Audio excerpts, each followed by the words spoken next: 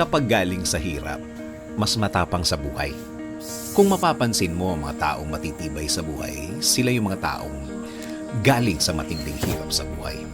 Mga naranasang grabe sa bigat ang mga problema na kung mararanasan sa buhay ng isang simpleng tao, susuko at susuko talaga. Aayaw at aayaw talaga. Bigla na lang titigil at tatanggapin na lang ang nangyari.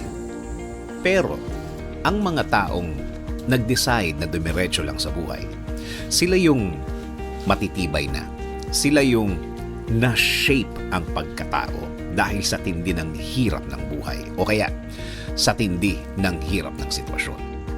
Talagang ang mga darating sa buhay nila sa future ay parang wala na lang. Tama, manggaling na sila sa pinakamahirap, pinakamatindi. Oo naman, nasa kanila ang desisyon kung ayaw na nila. Pero, ano ang pakinabang kung aayaw na sila? Sa bandang huli, sila ang talo. Sabi nga nila, bahala na si Lord. Malalakas ang faith ng mga taong ito. Pinanggalingan na nila yan. Kaya alam na nila na hindi naman talaga magtatagal ang sitwasyon nila. Sa mga nagdaan, napatunayan na nila na gagaan ang lahat. Lalo na kung sukuan time.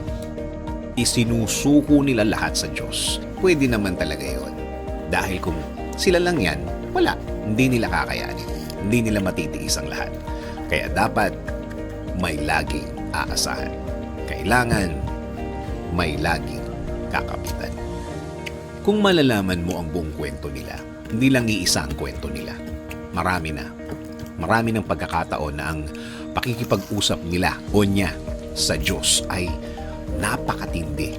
Minsan pa nga, naiiyak pa yan. Naluluha. Dahil oo naman, hindi lang siya apektado sa sitwasyon niya. Damay ang mga taong mahal niya. Damay ang mga taong malapit sa kanya. Kaya kung magdasal siya, isinasama na niya lahat para panglahatan ang blessings na gusto niyang dumating.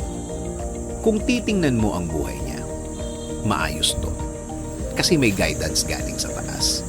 Kapag naman isinuko na niya ang lahat, may direksyon na tayong makukuha sa Diyos. May gagawin na siya.